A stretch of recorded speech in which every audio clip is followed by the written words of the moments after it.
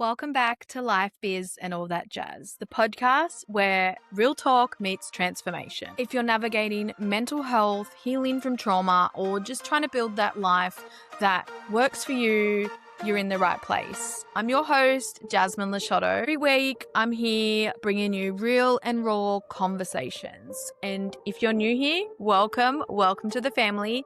If you've come back for more, thank you. Thank you for trusting in my vision and welcome to the ride. Before we dive into today's episode, I have a little favor to ask you. So most of you listening aren't actually subscribed to the podcast. So it would really help if you could press subscribe. If you can do it now, if you're driving, please don't try and do it. Remember to do it later.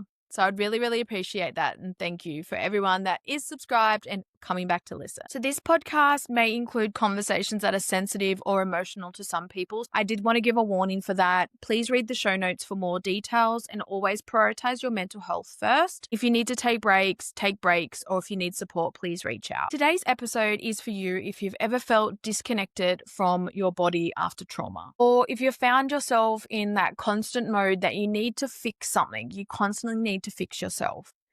Our guest today is Naomi Lerman, and before we hit record, I had a chat with her, and she shared something with me that I think is very powerful, important, and I want to share with you now before we dive in. Naomi mentions that healing doesn't have to be heavy. It can be joyful, and you are allowed to feel good again. Healing doesn't need to mean pain. So Naomi is a trauma-informed coach and the creator of the Victory Dance Method. Her mission is to really help survivor mums reconnect with their bodies, reclaim their joy, and remember that they are not broken. In today's episode, we're diving deep into embodied healing, breaking patterns of high-functioning trauma, and just really accepting that we are who we are for a reason. We are unique and we are not broken. We are enough. So if you're ready to take your power back, then this episode is for you.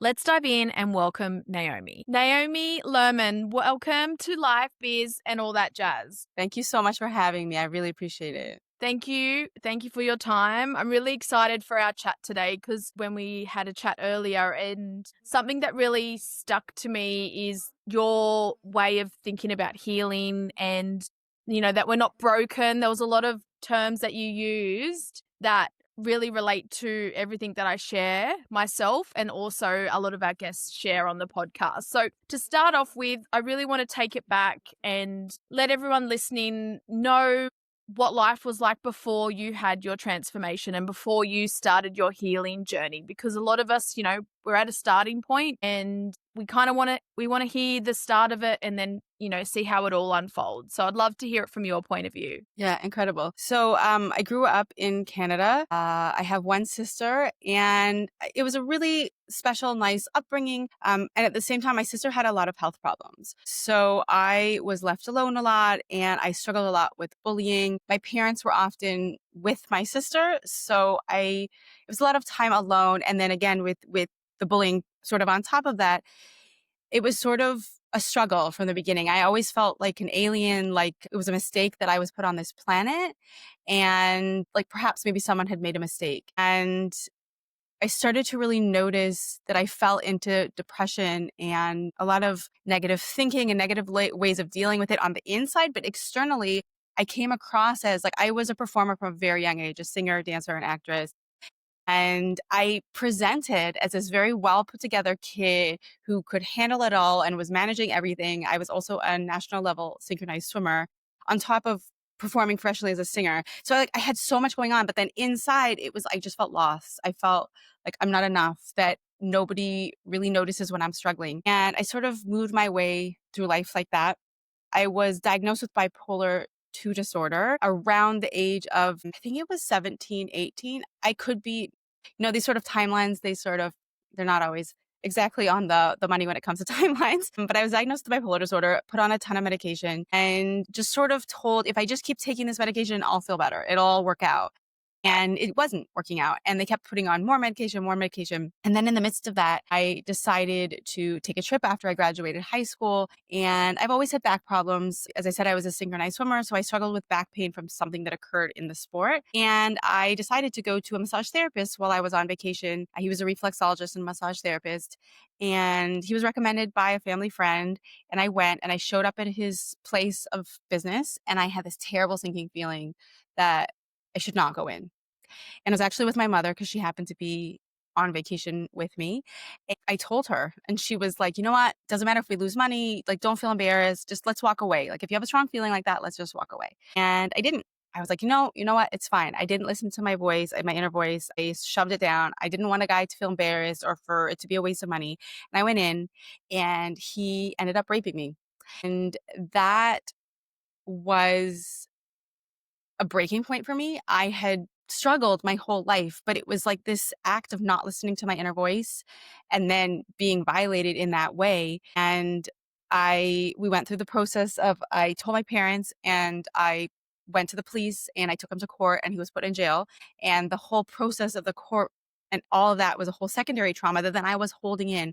And in all this time, I went to therapy, like traditional therapy, and I knew that, exercise helped mental health and sort of, the general sort of traditional way of dealing with mental health issues. I was still on a myriad of medications and I just was managing at this point. And I sort of shoved what happened to me down, continued with my traditional therapy, but no one really knew how to manage it. And not only not knowing how to manage it, but like I had psychiatrists say crazy things to me. Like, I said something like, what if I never want to be touched in a romantic relationship? But I want kids. They're like, oh, it only takes one time and then you can have a kid. Like there was just no understanding about how I might be feeling in my own skin and my own body after this experience. And, I met my husband. I had experienced a few abusive relationships, physically and emotionally, two different physical and emotional abusive relationships. And eventually my husband and I found each other and we got married and he knew everything. I was upfront about it from the beginning. He knew about my mental health struggles. He knew about the sexual trauma, but he was there for me, but didn't really understand. And we just sort of moved through it and continued with therapy and felt completely and utterly stuck. So I started trying alternative things like acupuncture and massage and different dance modalities, all the things. And I still felt this deep emptiness inside. And I went through the 12-step program for codependency. And it really opened my eyes to that a lot of my issues stemmed with I didn't know how to be in a relationship because I didn't know myself. I didn't know who I was without someone else in my vicinity. I was always just bouncing off of them. And if you asked me my favorite color, maybe I knew. If you asked me my favorite animal or an opinion on something, probably I didn't know. I would be like, what do you think?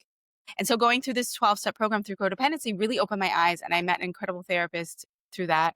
And I met a psychiatrist that was willing to be open to the idea that maybe I didn't have bipolar 2 disorder. And maybe there could be a world where I wasn't on 10 plus medications. And so I started to go off of those.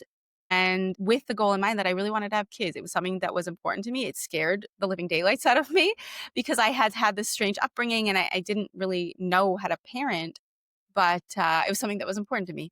So I got off of almost all the medications except for one. And while I was pregnant, I spoke to someone who told me that if I stayed on this medication, it was like an official person through the Ministry of Health in the country that I live in. And they talk to you about medications that you're on and how it could affect your child and in utero and postpartum. And she said, it's okay, it's not dangerous, but your baby would go through withdrawal from the moment they're born, for the moment they are out of your body and not in utero. And I thought, you know what? I went through 9 withdrawal periods and I would never wish that upon any other human, nonetheless a 1-minute-old baby. So I decided to go off that final medication while I was in my 3rd trimester. And I did it. And it was really, really hard, but it was an incredible experience. And once I had kids, I was doing okay. I had struggles. I ebbed and flowed. I continued through traditional therapy and still this feeling of you are not enough. I'm not enough. No matter what I do, bad things come my way. I attract bad energy. Other people don't have these crazy things that happen to them, but me, it doesn't just rain, it storms. And I happened upon this online coaching program that was supposed to be fitness, but really that's like the tiniest piece of it. It's really mindset, it's identity work, it's finding what works for you personally on the nutrition and movement basis and really diving in. And it allowed me to see myself as a whole being and allowed me to realize that a lot of the symptoms I was feeling were coming from this mental health space. And I had, always tried to work on the physical separate from the mental, not making that connection because that's sort of how I was taught things worked. And so this really opened my eyes to that. And doing this work, I realized like I love to coach. I love to work with people and I love to help people. It was something that was always almost a mental health tool for me where like if I was really struggling, I would call a friend and ask if she needed any help with something. Or I would say, you want to go for a walk and not to go talk about my own things, talk about her stuff because it helped me work through my stuff. So I decided to go that direction and I started working as a trauma informed coach and I got certified as a trauma informed coach. And I created this system called the Victory Dance Method because I really, really wanted to focus on the joy. I had been so focused on the perpetrators in my life that had caused. I remember telling my husband, I have no choice. None of these are my choices. He was like, what are you talking about? You have a choice in anything you do. You have a choice. Like if you go to the store, whatever, like even if you don't have if you think you don't have a choice, you're choosing not to choose. And I just didn't get it.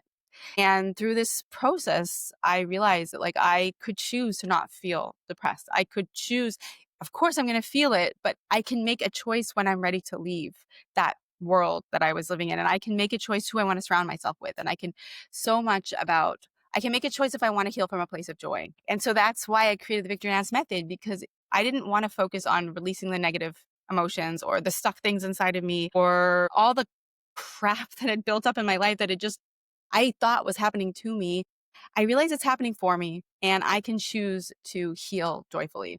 And I can help other people to heal joyfully instead of just dragging and feeling like life is never going to get better and that your life might look great, but inside might feel terrible for the rest of your life. And that's just the way that it's going to be. I want to start off with, there's so many key points in there that I'm excited to break down. But what I want to just thank you first for being vulnerable and, sharing your story, because I know it's not always easy to share your story. The first thing I want to touch on is you mentioned about feeling just like you weren't like connected and, you're doing all these things. And like you said, you were going through life and you were having all these moments, but you still felt like something was missing. It's really easy to do that. And I resonate with that myself is like over the years before I started my healing journey, it's just, you're just coasting. You feel like you kind of just coasting, ticking off the things. You're trying the therapy, you're doing all these methods, you're trying, implementing all this stuff, but you're not feeling heard. And that's a big thing when you said that, when you went to traditional therapy and they were telling you, oh, it only takes one time. And I had a similar experience where I told a therapist about my childhood and their reaction was, oh, you've had a colorful childhood. I'm like, what do you mean? That's Like, one way to put it. yeah, I guess like maybe shades of gray, darkness. I think it's really important, what you're doing as well. And we'll get to the victory method soon as well. So I really want to unpack.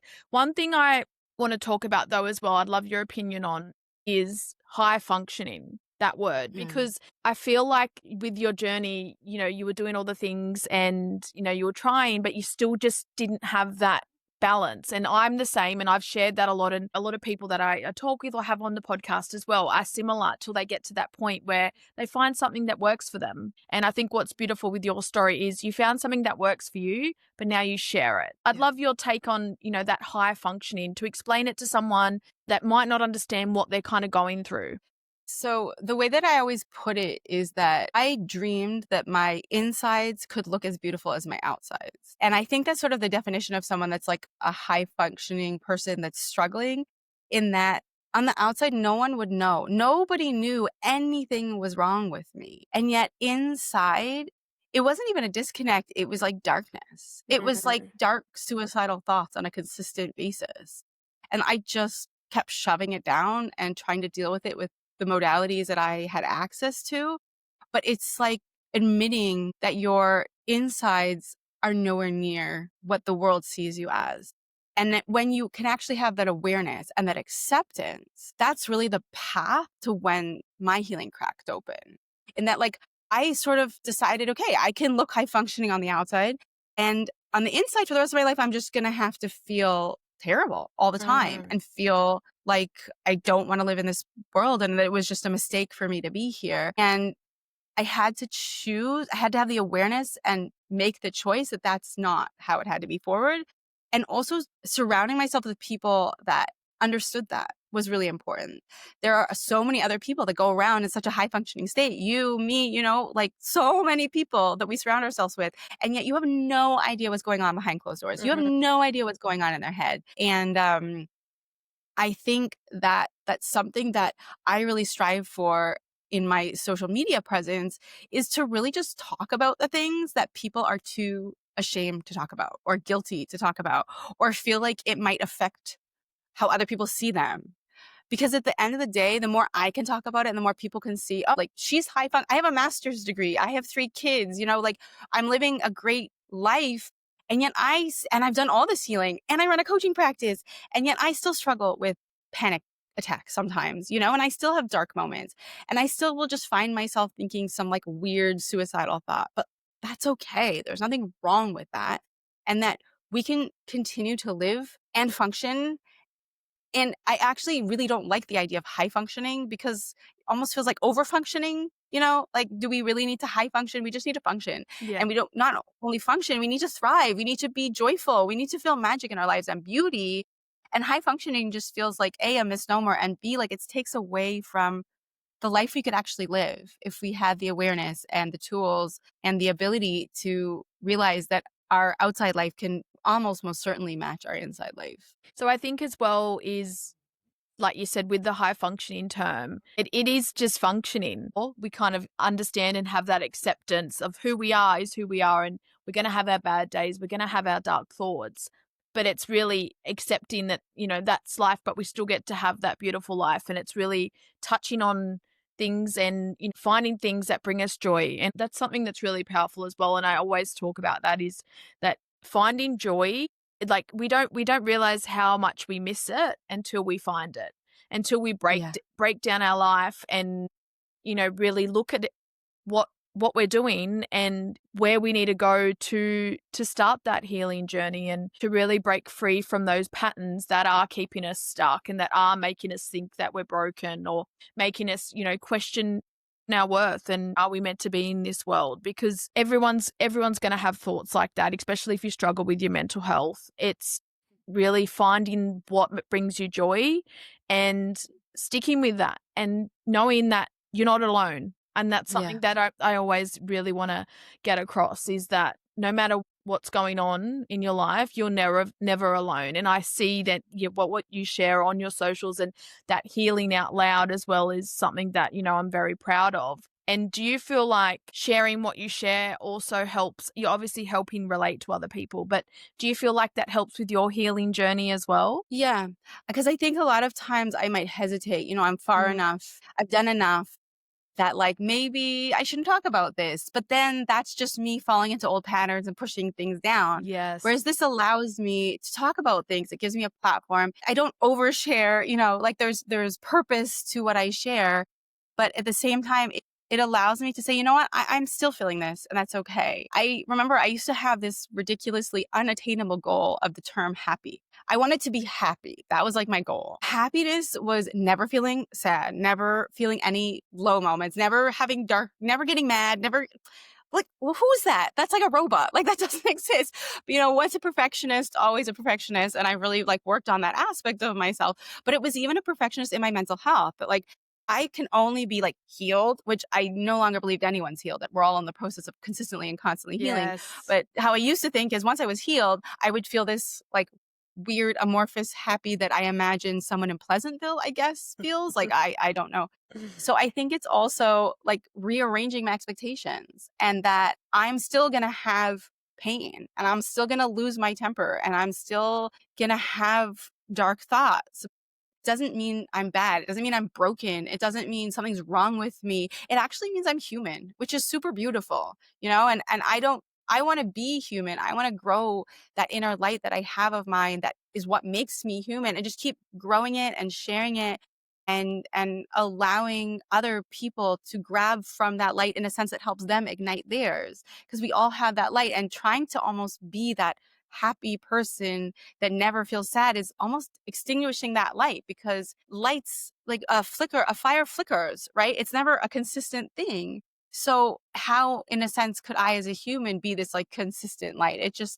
It was just expectations, unrealistic expectations, a misunderstanding about what good mental health looks like, what wellness looks like. And I think that's part of the biggest thing that I try to advocate, is that we are all unique, and a beautiful, magical, joyful life looks different for every single person. And it's also really how I focus in my coaching that like, yes, movement really helps mental health and it helps move stuck emotions and it helps your body know that you can do hard things on a physical level. So therefore you can do hard things on a mental level. Like there's so many benefits, but how that looks for every individual, it could be like heavy weightlifting. It could be, I don't know, polo, it could be rugby. It could be Nia dance. It could be, I don't know, like there's so many different ways that there's no prescribed way for you to feel your best, most bold, visionary, magical self. And the really the act, the thing that we need to focus on is the awareness about learning you. Like we need to learn who I am, what helps me most, and what are the tools that I can have on a daily basis that I can turn to that I've really had the self-awareness and the empowered action to find and to create and to develop. And to also realize, okay, this doesn't serve me anymore. This tool doesn't work for me anymore. It worked for a past version of myself, and being able to release that and find something new and knowing where to look and how to look and all that. So that's really like in my coaching practice, the idea of empowerment and empowerment of self and growing your inner voice and learning really how to listen. Because really often, like the main group of women that I work with are women that have experienced sexual trauma. And one of the biggest, I don't want to say side effects because that sounds odd, but one of the biggest outcomes is that you struggle to listen to your inner voice. You struggle to be able to hear yourself and to be able to feel safe saying, my body's telling me that maybe a really warm shower would help me, but your instinct is saying, no, no, no, why would you do that? Maybe just go talk to someone or something. But if your body's telling you to take a hot shower, it's like learning how to trust that and learning how to know how to listen. And so that's really like the work that I do also with myself and with my clients is reminding myself how to listen to myself and to go 2 feet in when my body tells me something or my mind tells me something or my soul tells me something, however that message comes. I think the biggest misconception I think as well when it comes to our intuition is that it's like woo woo, and Yeah. we're told that. But if I had Yeah. listened to my intuition years ago, like I would have saved myself a lot of probably shitty relationships to start Yeah. with, just stupid decisions, but like it's all a part of my journey. So I never look back and regret. And something else I think that's really important that you said is that healing is not a destination, it's Yeah. lifelong. That's the biggest step. I think when you're embarking on this journey, you want to change. You feel it that something needs to change. You need to do something. Someone listening, thinking, where do I start? I think when you first realize that healing is not a destination, it's lifelong, you'll stop doing the loop because there's that healing loop, which is really easy to fall into when you're at the start. And I did it for years. And then you're like, Yeah. okay, something else needs to change here. I need to try something different. This isn't working.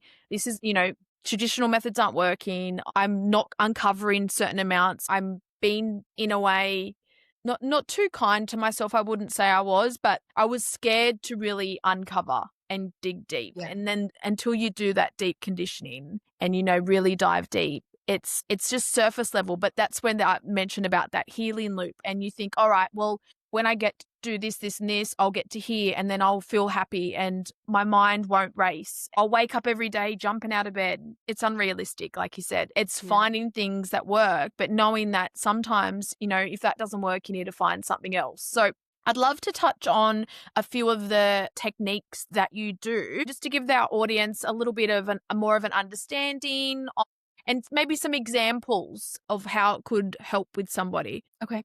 So I break up the way that I work with women is I break it up into mind, body, and soul, because I feel like a lot of times we get very overwhelmed by healing and we want to do all the things to just fix all the problems, but our bodies, our nervous systems can't manage that. And I am definitely guilty of trying to do all the things all at the same time Yeah. in order to fix all my problems, the magic wand.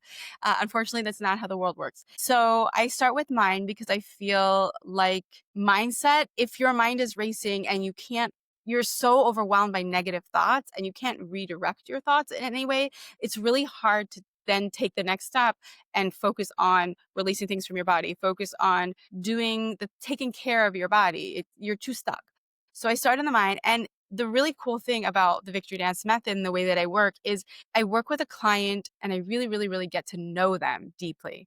none of the people that I've worked with, none of their programs, I guess, for lack of a better word, look the same, because how could they? We're all extremely and like genuinely, authentically unique. Like there's no tick the box, yes, this is going to work. So what I do is I am blessed with the fact that I tried lots of things and I did a lot of work before coming to this point.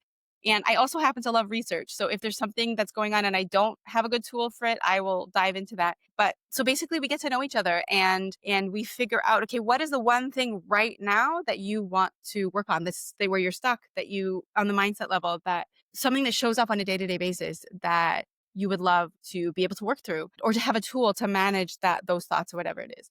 And so then I will provide a tool, and then we'll work towards that tool for about a week's time. And we slowly build. It's a lot about building habits in a very slow, drip fed way. And a lot of times I'll have people say, oh, like, I don't see any difference. I'm not seeing change. And then like, boom, they'll be put in the same situation that they were in before and they're acting totally differently. And they're like, oh, maybe there is change. Like something is going, something is moving. So on a very practical level, say, for example, someone who's really struggling with bullying. They've been bullied their entire life, whether it was by their parents, by their people at school, siblings, whatever it is. So they have constant and consistent noise in their head, which I can really relate to based on my own personal experience. And so we would start with an awareness of the thoughts, because a lot of times we have all these negative thoughts and we think they're their own. We think they're our own thoughts, right? Like I had a very abusive boyfriend who told me I didn't know how to tie grocery bags, vegetable and fruit bags, produce bags. And I don't know why, for whatever reason, that message got stuck in my head. And like for 15 years, I would go into the produce section. And as I was tying a bag, I'd be like, you don't know how to tie produce bags. What are you doing? What the heck? Whose voice is that? That's not my own voice. Right. So it took awareness. It took me realizing I don't need to talk to myself like that. I do know how to tie grocery bags, And so I really try to help my clients through it in that first piece of awareness. Like, what is going on in your head that's actually yours, and what is going on in your head that are other messages that they're like uninvited guests. We don't need your uninvited guests. We can put them aside and say, thank you for coming. You can come to my pool party and, eat the fruits and the little whatever's on the side of the pool, but this is my pool party and I'm going to choose who gets to jump in the pool. And I only want my thoughts to jump in the pool. So it's that awareness of where are these thoughts coming from, and which ones are mine and which do I want to grow and amplify. I remember when I started to hear this concept and the concept of the inner cheerleader, and I was like, yeah, no, that's not going to be me. Like, what are you talking about? How could I look in a mirror and be like, you're beautiful, you're amazing. Like, stop making me do mirror work. What are you talking about? I'm not there yet. But now, like, I love heavy weightlifting and I love pushing my body to the max, because it reminds me, like I said, that I can do physical hard things. Therefore, I could do mental hard things. And I was doing this plank challenge, for example, and I was hitting, like 5-6 minutes actually. And it's hard. And when you're doing it, like I just started talking to myself and being like, you can do this. You're strong. You've been through so much. You're amazing. But I would have never imagined myself doing that. So I also try to remind my clients that where they are is exactly where they need to be. And how this process looks is exactly how it's meant to look. And so if right now all we can do is awareness, but then the thoughts are still going, it's okay. And if you want to sit and you want to journal, and that's the step you want to take about just writing down the thoughts, getting them out of your head by writing them down, great. If the next step you could counter those thoughts, or even better, cheerlead new thoughts. Yeah, I'm awesome at tying grocery bags. I actually know so much about tying grocery bags. I could win the grocery bag Olympics. Maybe that's where you are, right? So it's all these steps and layers to the process, but really oftentimes the first step with mindset or with any of these things is choice, is awareness and choice. I'm choosing to be aware that this is what's going on. And then when I'm ready, I'm going to take the steps to deal with that. And from there, I then move into more body elements, treating my body as the very incredible, beautiful, magical, joyful thing that it is by drinking enough. Because if I don't drink enough, I can't think straight. I can't do my mindset work. I can't go to sleep. I can't do anything. I need to drink enough. And I need to fuel my body with good food, healthy food for me. So that's also something that I'm very passionate about, that I don't believe there's a subscribed diet for any human that is perfect. Yes, it's not good to eat McDonald's every single day. I'm clearly not saying eat candy and like you're going to have a magical life. But there's certain things, and I use this example, like I have anaphylaxis to almonds. So for some people, almonds are like an incredible source of nutrients, but for me, it would kill me. So just like that, like there are certain foods that might not be good for you, but are good for me. And we need to figure out with the awareness and the choice, what's great for you, what makes you feel awesome. And the end goal is energy. We want ourselves to feel energetic. We want ourselves to be able to do this mental health work and this healing work.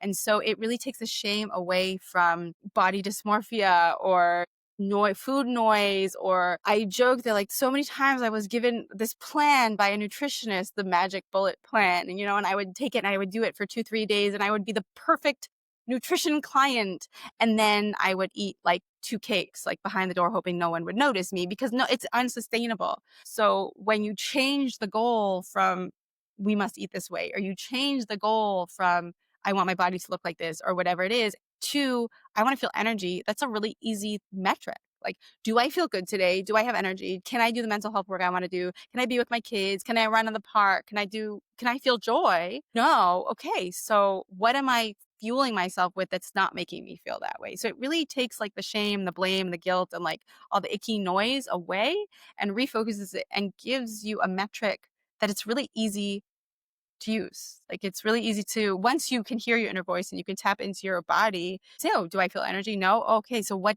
happened that caused that?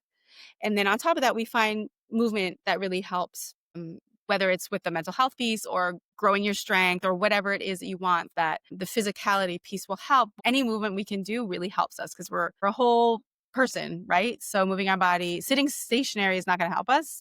Finding ways to move and to interact and to be joyful in our movement is really helpful. And then finally, I focus on soul-based things, whether you call it God, Mother Nature, the source, energy, whatever it is, it can really help healing that outside relationship if you're struggling with yourself. And sometimes we can listen to our inner voice by listening to a higher power or something external to ourselves.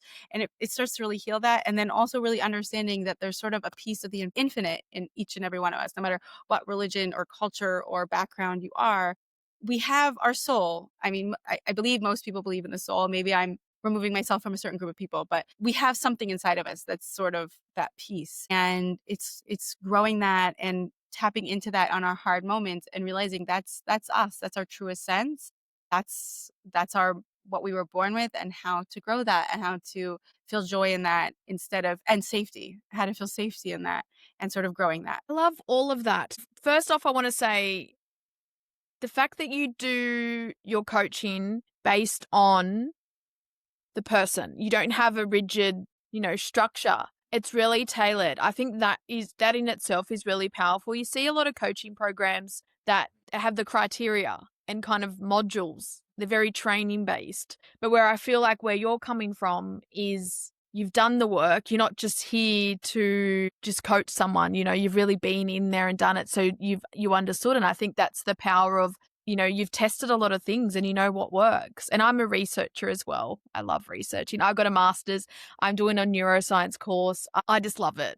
The brain's so fascinating. And I guess, that's something we can probably be very proud of in a way, that we are curious, and we probably are where we are today doing what we're doing because of that curiosity and knowing that. And yeah, research is very powerful and the brain is very powerful. Also, the curiosity is what saved me. Like, there's so many times where I could have just gotten so stuck, but I was unwilling to give up on myself. And the fact that I am curious helped, because I was just willing to keep pushing and keep trying. Whereas I feel like perhaps someone that's less curious might just get so stuck and not know where to look.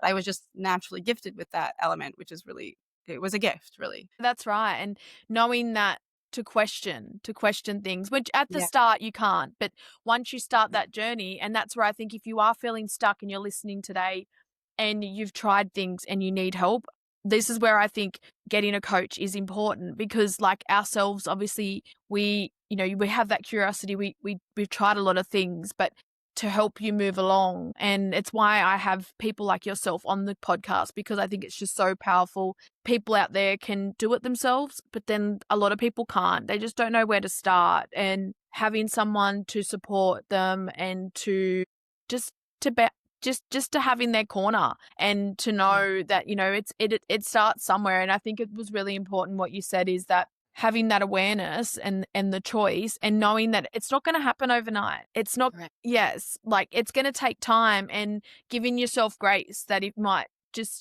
just work out one thing at once. And I think what's really important with your program as well is that you start with the mindset, because when you can start to shift the mindset or see the mindset change, that's when it starts to really embody everywhere else. And then you're adding in the movement, which I think really tailors that.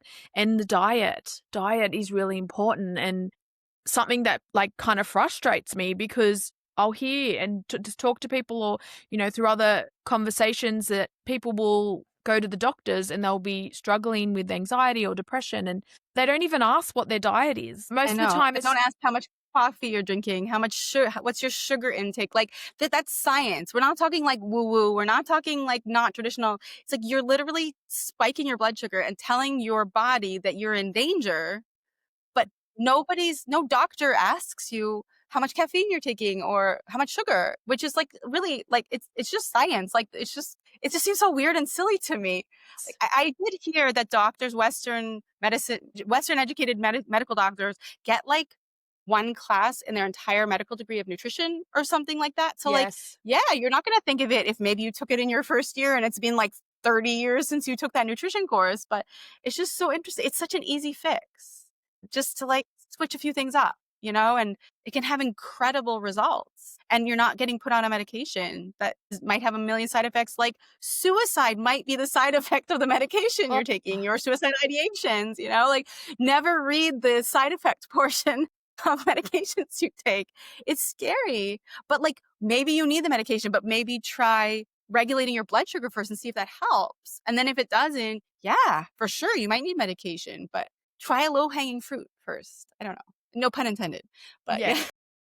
No, I love that. I think as well as like there's a lot of supplements. So that's what I'm trying at the moment. So trying not to have medication for my ADHD, because I just felt like I had to keep increasing the doses.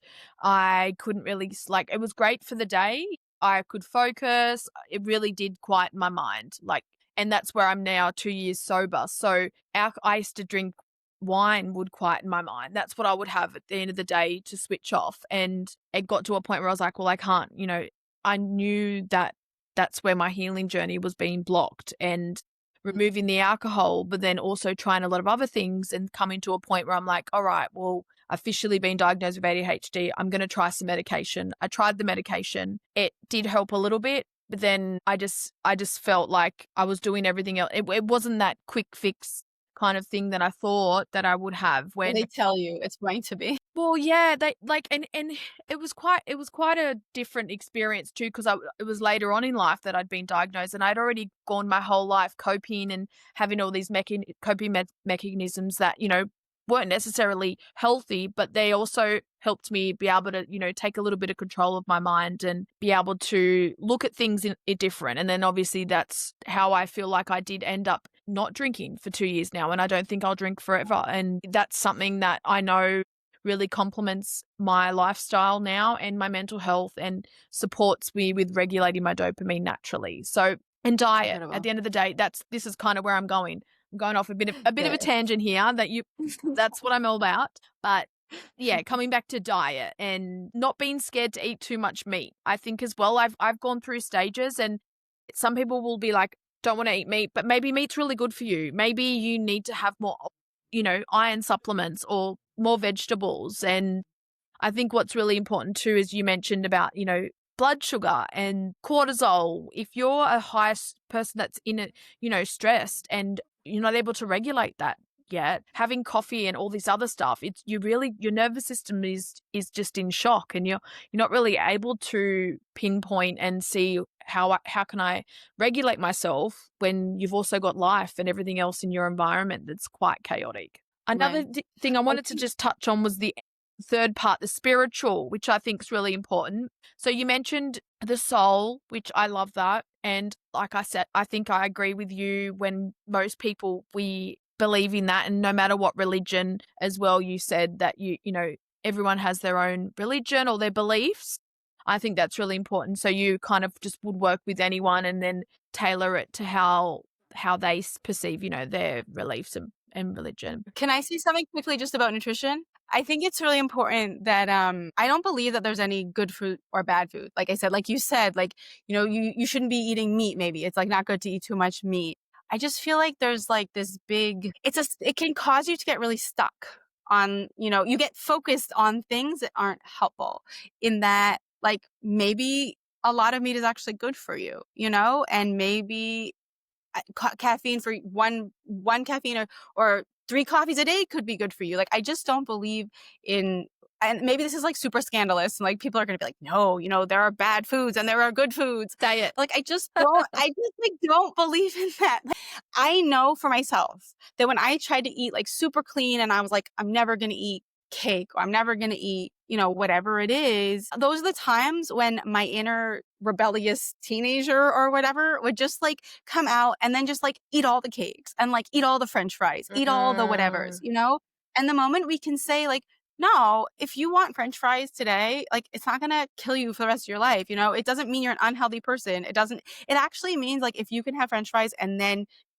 eat, I don't know, a healthy dinner after or whatever it is. It just means that you're with yourself and to what you want, and you have that awareness. And the moment you place that label on anything, even like with the mindset stuff or even the soul-based stuff, like I just feel like we need to learn to tap into more about who we are on this planet. And I think because I went through so much of my life thinking like I was an alien, that it was a mistake, that it was somehow like an accident that I was born, a lot of that came from this inability to accept like this is who I am and I'm unique and that's okay. And I might have these quirks and those are also okay. And Yes. I need to discover who I am and work on the things that I don't like so much about myself, or I want to work on from a personal perspective. And if I'm comparing to myself, like I'm seeing how far I've come, not how far I've come compared to other people.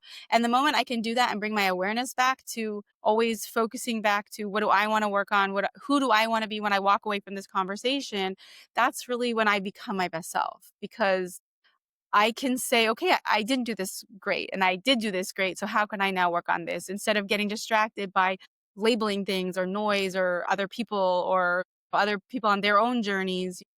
And I think it comes back to all aspects of the healing process, is really focusing back on we're all unique and we need to learn how to discover the parts of ourselves that we want to work on, that we want to grow in, and the other parts of ourselves that we really want to cheerlead and amplify and be loud and proud about.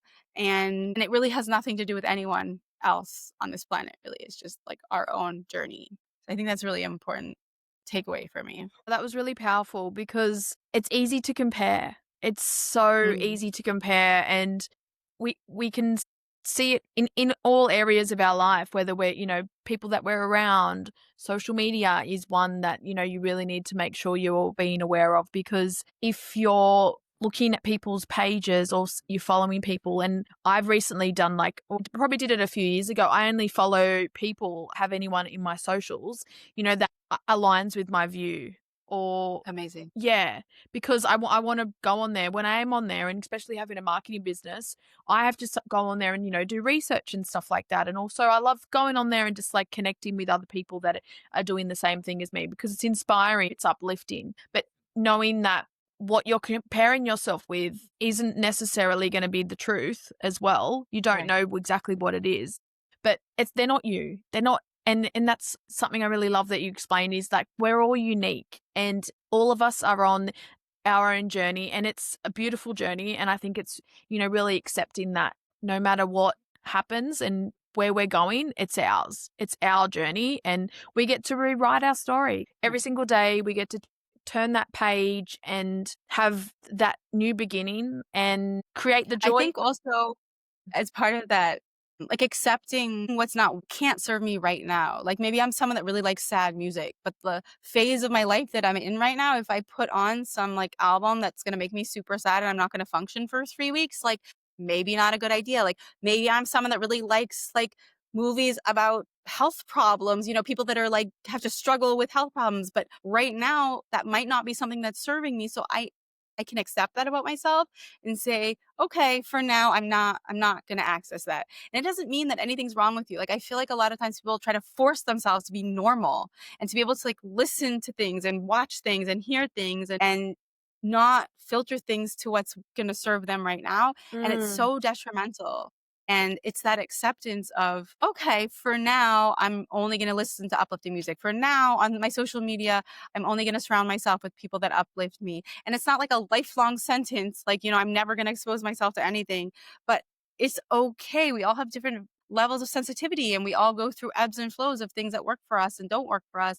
And it's always coming back to that again, there's no right or wrong. It's really what's right for you in this moment in time. And that could change in an hour, in a month, whatever it is. But this is who I am right now. And I don't need to be like anybody else. And it's okay. It's great. That's Yeah. such a great way to put it, because for me, as an example, is depending on where I am in the month in my cycle. Yeah. Yeah. That's also For huge. women, yeah, that's important. But then some months I feel like I'm on track. And I know this is a lot to do with my ADHD, but I will have all my checklists in place. And I also have OCD, but that's like, I think it's very under controlled in a positive way, where I have like checklists and I have, a Notion board. I've got all these planners and I go by my calendar, and some months I'm onto it. And then sometimes I will fall off track and I'll be like, all right, not go to the gym as much. What's happening in my life to see where I can kind of adjust and get back on track. And I think something that's been really important for me is that removing that expectation of the perfectionist. And I know Yeah. we mentioned that, at the start, and knowing that like you don't have to, the only person you have to show up for is yourself, and you can have a bad day. Even if I didn't get everything I wanted to do on my to-do list, and I overcompensate, my to-do list is always way too long. I don't have enough time in the day. Yes, and I'm on my own too. I don't have kids, so I take my hat off to you. You busy lifestyle, doing everything, and you do utilize my time quite well. But then I'm still like, I would love some more time in the day, and knowing Yeah. that sometimes you're going to be able to stick to your plan. Then there's going to be days that you don't want to, and I think that's all a part of just accepting that And it's not getting process. stuck in it. Like, Yes, not yeah, that's thinking that it's like the apocalypse because you didn't stick to your schedule or because you stopped working out for a bit. Like, for me, I used to be like black or white. Like, I didn't work out this week. Okay, well, I'm never working out again for the rest of my life, Like, no, it's okay. And it's being able to learn how to get back on track and not to get stuck in the shame and the blame, and like feel it. Feel that uncomfortable feeling that I didn't stick to my plan, or I didn't work out, or I didn't eat the way that I wanted to eat. And it's really important to feel it and not to just push it away and be like, no, I must feel joyful. But also taking that next step and saying, okay, this happened, but it's not who I am. And who do I want to be? And then moving towards that.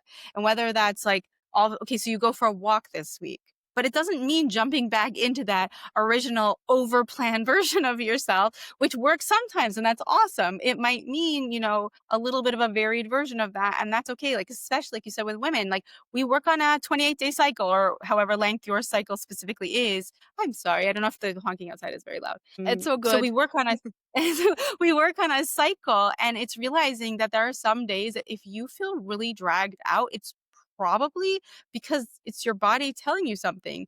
And also something that came up for me when you were talking is using these things. I didn't understand this, and now I use this tool so much, is using these things as a sign that something is not being released, something I'm not managing, something maybe I've overscheduled myself, or I had this interaction with my partner and it's stuck and I didn't really deal with it. So now it's coming out of my life like this. Like, I really try to use these times where I'm not living in the way that I want to live as a sign, as a sort of a like, hey, over here, that maybe I need to take a couple minutes to figure out what am I missing? What have I not been aware of? What am I holding on to?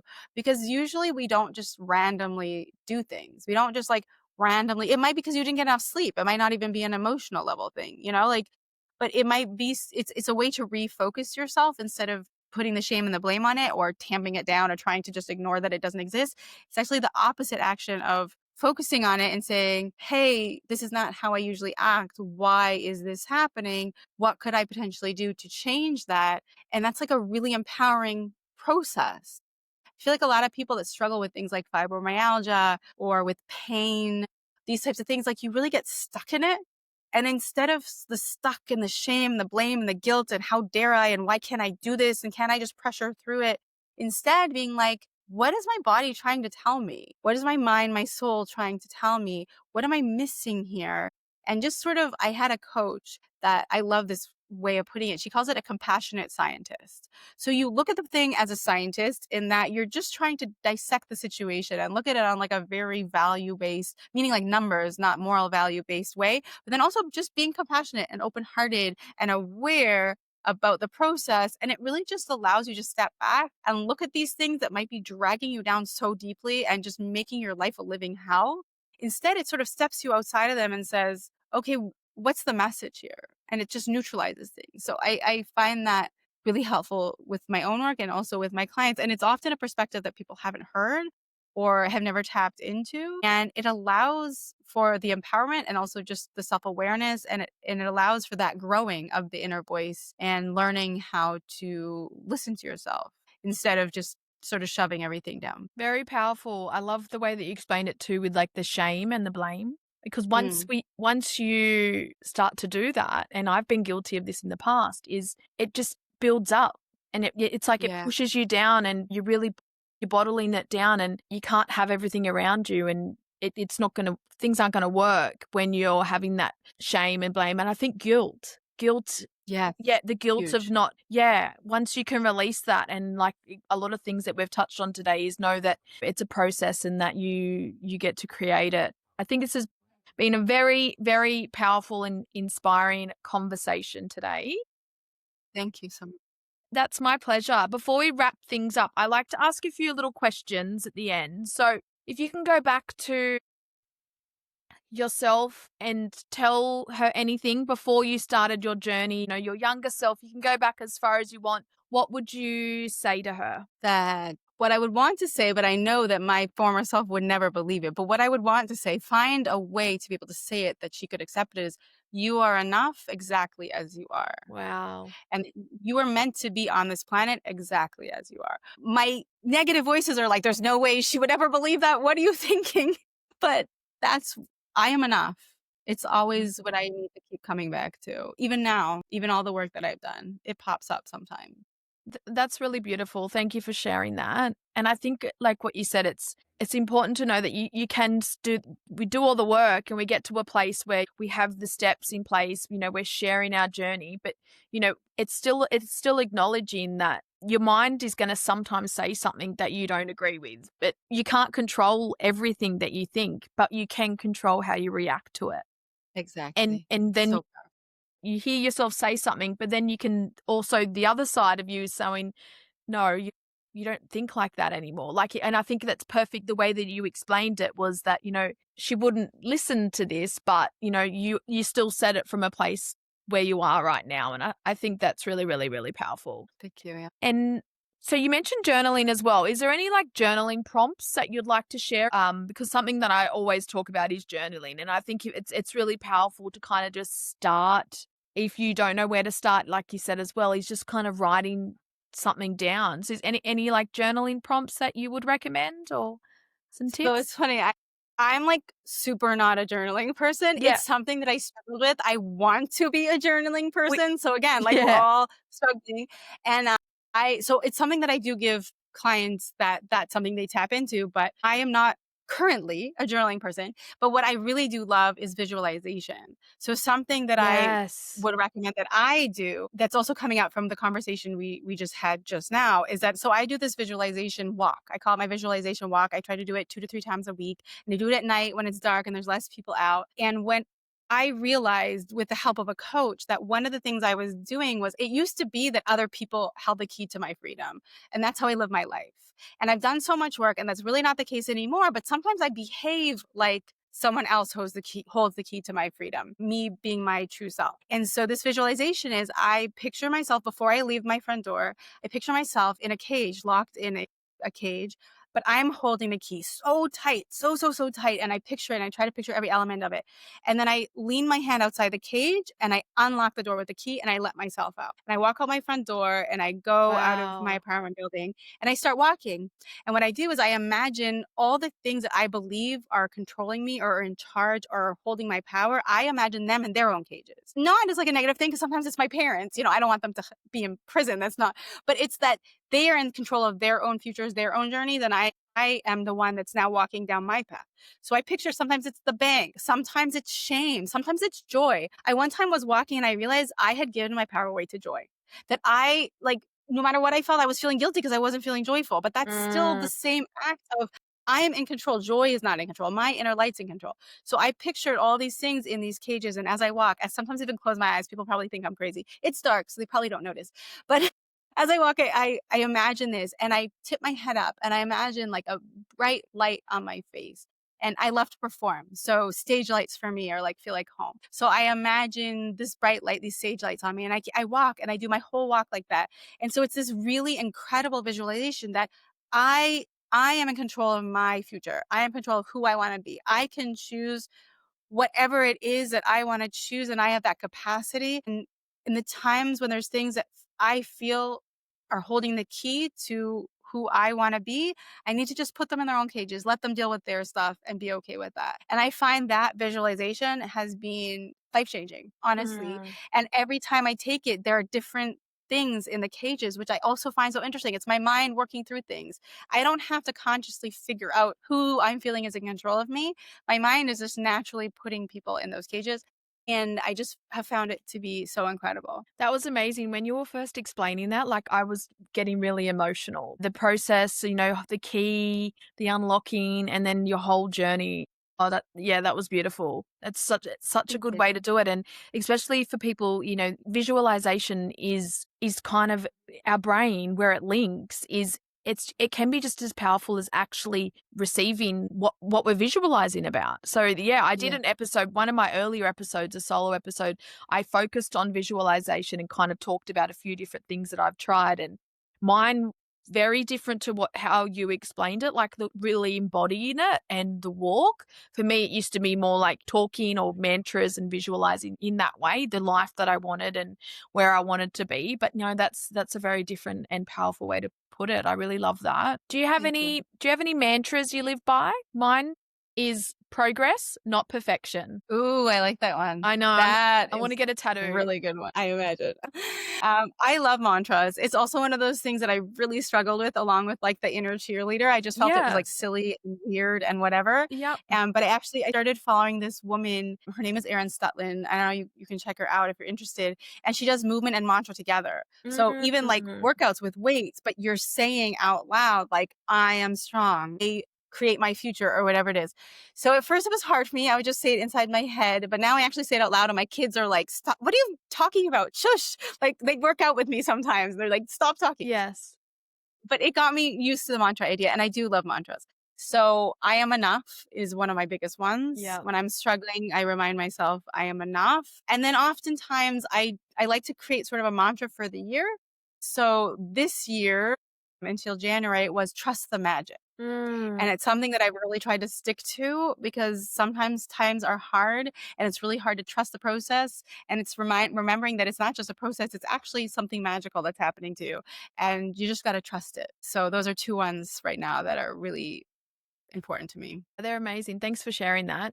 Just touching off on what you mentioned about trust the process. So some of my content that I've been sharing recently, the message I've been coming across is, it's hard to trust the process sometimes. We can say it because it's it's your mantra, because you know the process is great and if you trust it, but it's hard to trust it. So something I think that's important too is if you can't find a way to trust the process right now. So if you're listening and, you're in the thick of it, or, you're navigating a lot of change and trying new things, if you can't feel like the process is not for you, or you're just like, what process? Like you're not getting anywhere.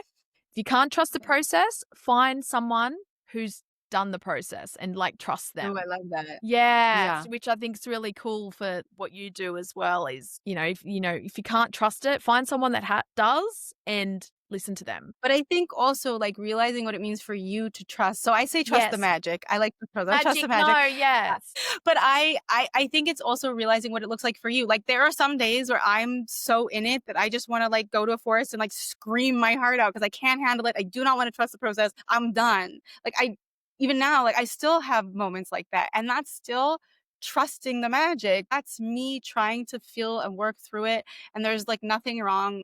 As long as I'm not hurting someone else and I'm not hurting myself, However, trusting the magic books for you is exactly what it needs to look like. And I think remembering that, because it's super hard to trust it when like literally it's like a hurricane outside. You're like, oh, I'm going to trust the process, like no, it's really hard. So it's finding your way in this moment to trust it and just accepting that. And this is what it looks like right now. Yeah, no, that's perfect. Is there anything else that you wanted to share before we wrap up today? I always love this question. It's always like a funny one to answer. It can be little or small, Yeah, no, it's the perfectionist in me. Actually, I was the going to say that's stage part of is my yours. The stage is that's yours. part of my issue with journaling. I think is that like I feel like writing has to be perfect. So like visualization, no one can ever look at it or repeat it, so it's okay. But yes, so what would I like to share?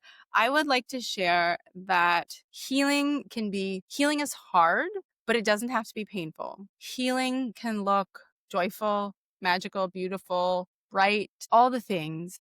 And sometimes it can feel painful, but that doesn't have to be the trajectory of your healing. Because I think that was one of the messages that I got for so many years was that if you want to be this other version, this healed version of yourself, which will exist if you're on all these medications and do all this work, it's going to be really hard. You're going to have to dig deep and you're going to have to re-experience your traumas and you're going to have to do this, you're going to have to do that. And it's just going to be pain, pain, pain.